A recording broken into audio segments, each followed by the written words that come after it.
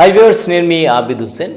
యుద్ధం అనేది జరిగితే దీని ప్రభావం ఆ రెండు దేశాల మీదే ఉండదు, చుట్టుపక్కల ఉండేటువంటి దేశాల మీద కూడా ఎంతో కొంత ప్రభావం అయితే ఉంటుంది. ఇజ్రాయిల్ ఇరాన్ వార్ విషయంలో కూడా ఇదే మనం చూస్తూ ఉన్నాం. భారతదేశం మీద కూడా ఈ ప్రభావం మనకు కనిపిస్తుంది. కారణం ఏంటంటే ఎక్కువగా ఇంధనం అనేది మనం క్రూడ్ ఆయిల్ మొత్తం కూడా మనం దిగుమతి చేసుకునేటువంటి పరిస్థితి ఉంటుంది. కాబట్టి హర్ముజ్ జలసంధి ఏదైతే ఉందో ఈ జలసంధిని క్లోజ్ చేయడం వల్ల అటువైపు నుంచి వచ్చేటువంటి పరిస్థితి రాకపోకలకు ఇబ్బందికరంగా మారడంతో క్రూడ్ ఆయిల్ ఉత్పత్తులు అంటే దిగుమతులు మనకు బాగా తగ్గిపోయాయి. ఈ దిగుమతులు ఎప్పుడైతే తగ్గాయో ఆటోమేటిక్గా ఇక్కడ ధరలు అనేది పెరిగేటువంటి అవకాశం కనిపిస్తుంది. ఎప్పుడైతే ధర పెరుగుతుందో ఆటోమేటిక్గా మిగతా రంగాల మీద ఆ ప్రభావం అనేది కనిపిస్తుంది.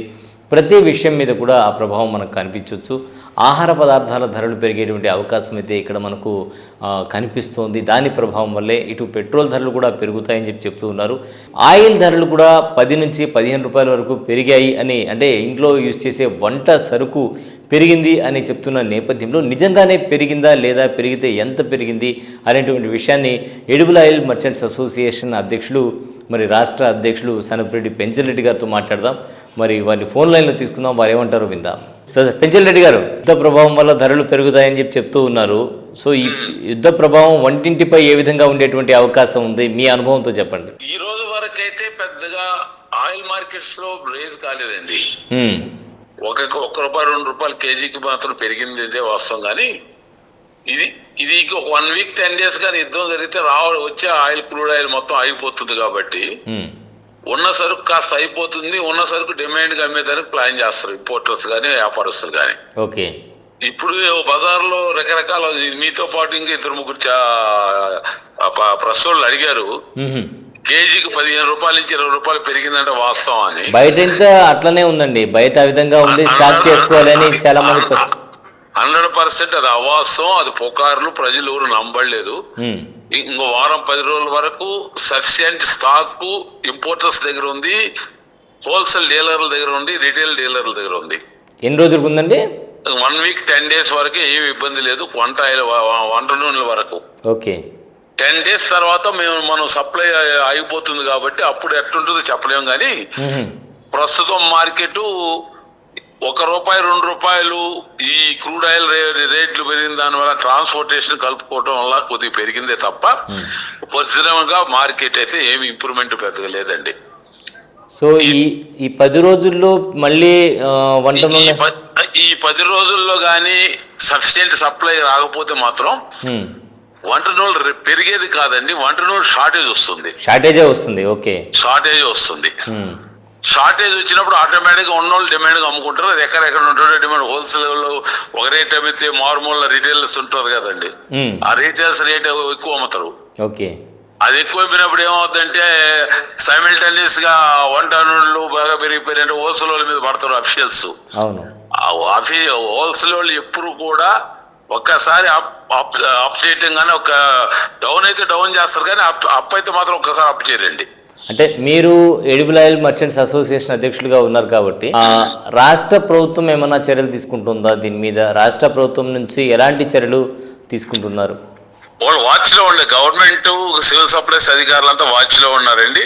అబ్రార్మల్ గా రేట్లు పెంచి కానీ ఎవరు నమ్మితే మాత్రం అధికారులు ఖచ్చితంగా చర్యలు తీసుకుంటారు.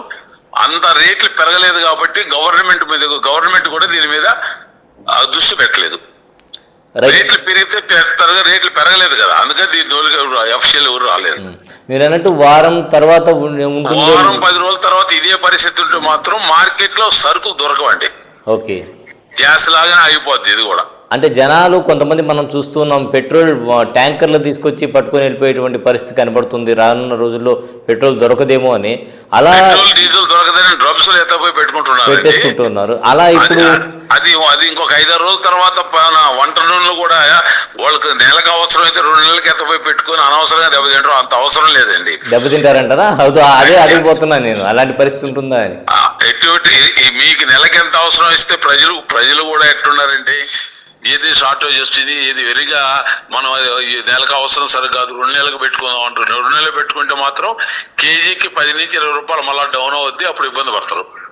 వాళ్ళకి ఎంత అవసరమైతే అంతే తీసుకొని పోతే మాత్రం ఇబ్బంది ఉండదు. ఓకే, ఎక్స్ట్రా కొనాల్సిన అవసరం లేదండి. కృత్రిమంగా 10 రోజులు షార్ట్ వచ్చినా యుద్ధం ఆగిపోతే మాకు నెక్స్ట్ డే నుంచే స్టార్ట్ అయిపోతుంది ఆ ప్రొడక్షన్.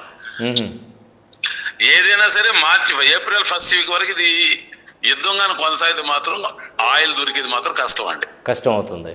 అవును. ఈ సందర్భంగా ప్రజలకి మీరు ఏమైనా సూచిస్తారా? 100% ఏప్రిల్ 10వ తారీఖు వరకు మీకు మార్కెట్ లో ఎంత కావాలని ఆయిల్ దొరుకుతుంది. ఆయిల్ షార్టేజ్ వస్తుందని మాత్రం ఎవరు కూడా ఎక్కువ కొనుక్కొని స్టాక్ పెట్టి ఉన్న ఆయిల్ వారం ముందే అయిపోతే చెయ్యొద్దు. అంటే ఇప్పుడు రానున్నది రంజాన్ ఉంది, ఉగాది ఉంది, వేసవి సీజన్ వల్ల ఇళ్లలో పిల్లలు ఉంటారు కాబట్టి ఆయిల్ వినియోగం కూడా పెరుగుతుంది కదా. అటువంటి సమయంలో మరి కానీ అబ్నార్మల్ గా దొరకదనే ఉద్దేశంతో మాత్రం ప్రజలు కొనొద్దు. ఓకే. సఫిషియెంట్ గా ఏప్రిల్ 15 వరకు మీకు నిత్యావసర వస్తువుల్లో వంట నూనెలు ఏ నూనె కావాలని దొరుకుతుంది. ఏప్రిల్ 10 లోపల యుద్ధంగా విరమించుకోకపోతే మాత్రం అప్పుడు ఇబ్బంది పడే సందర్భాలు మీకు అసలు దొరకదండి, దొరకదు. ఓకే, అది మాత్రం కన్ఫర్మ్. ఓకే. సో వ్యూవర్స్ విన్నారు కదా, ఎంత అవసరం అవుతుందో. అంటే ఒక నెలకు సరిపడా వరకు కొనుక్కోండి. ఏప్రిల్ 15వ తేదీ వరకు కొని పెట్టుకుంటే సరిపోతుంది. దాని తర్వాత పరిస్థితులు మారేటువంటి అవకాశం ఉండొచ్చు అనేటువంటి ఆశాభావం అయితే వ్యక్తం చేస్తున్నారు. ఎందుకంటే అన్ని దేశాలు కూడా ఇప్పుడు మాట్లాడేటువంటి సందర్భం ఉంది. అందరూ కూడా యుద్ధం వద్దు అనే దిశగా సంకేతాలు పంపిస్తూ ఉన్నారు. ఇద్దరి మధ్య సఖ్యత కుదిర్చేటువంటి విధంగా చర్యలు తీసుకోవాలి అనేటువంటి దిశలో ముందుకు సాగేటువంటి ప్రయత్నాలు అయితే జరుగుతూ ఉన్నాయి. అన్ని దేశాలు మాట్లాడేటువంటి పరిస్థితి ఉంది. అందరిలో కూడా కొంత చలనం అయితే కనిపిస్తోంది. యుద్ధ ప్రభావం ఇప్పుడు ఇరాన్ కూడా కొంత వెనక్కి తగ్గినట్టే కనిపిస్తోంది. ఎందుకంటే సంధి చేసుకోవడానికి వాడు కూడా సిద్ధంగా ఉన్నట్టు మనకైతే వార్తలు వస్తున్న నేపథ్యంలో మరి ట్రంప్ నిర్ణయం అనేది అంతిమ నిర్ణయంగా ఉంటుంది కాబట్టి ఆయన ఏ విధంగా స్పందిస్తారు ఏంటి అనేది చూడాలి. అలాగే మన దేశ గౌరవ ప్రధాని నరేంద్ర మోడీ గారు కూడా దీంట్లో మాట్లాడి ఏమైనా ఆయన అంటే యుద్ధం లేకుండా మన వరకు తెచ్చుకునేటువంటి వీలు ఉంటుంది కాబట్టి మనతో ఉండేటువంటి ఇరాన్కు ఉండేటువంటి సన్నిహిత సంబంధాల వల్ల గతంలో సన్నిహిత సంబంధాలు ఒక మంచి ఫ్రెండ్గా కొనసాగారు కాబట్టి ఇటీవల మనకు ఒక షిప్ కూడా తిరిగి వచ్చింది నిన్ననే. సో మన వరకు అంత కొరత వచ్చేటువంటి అవకాశం అయితే నాకు తెలిసి ఉండకపోవచ్చు. అన్ని దేశాలతో మనం మొదటి నుంచి కూడా గత 75-76 సంవత్సరాల నుంచి కూడా మనం అందరితో కూడా సన్నిహిత సంబంధాలతోనే ముందుకు సాగుతున్నాం కాబట్టి మన మీద అంత ప్రభావం ఉండకపోవచ్చేమో అని అనుకుంటున్నాను. ఇది వాళ్ళ ప్రత్యేక విశ్లేషణ. మరో ప్రత్యేక విశ్లేషణలో మళ్ళీ కలుద్దాం. అంతవరకు సెలవు, నమస్కారం. Doctor Rajasekhar eye hospital super speciality eye care centre. కంటి ఆపరేషన్లకు చెన్నై, మధురై వెళ్లనవసరం లేకుండా ప్రపంచ స్థాయి ఆధునిక ఆపరేషన్లు ఇప్పుడు మన నెల్లూరులో సత్యసాయి భజన మందిరం ప్రక్కన 3వ మెయిన్ రోడ్, రామ్మూర్తి నగర్, నెల్లూరు.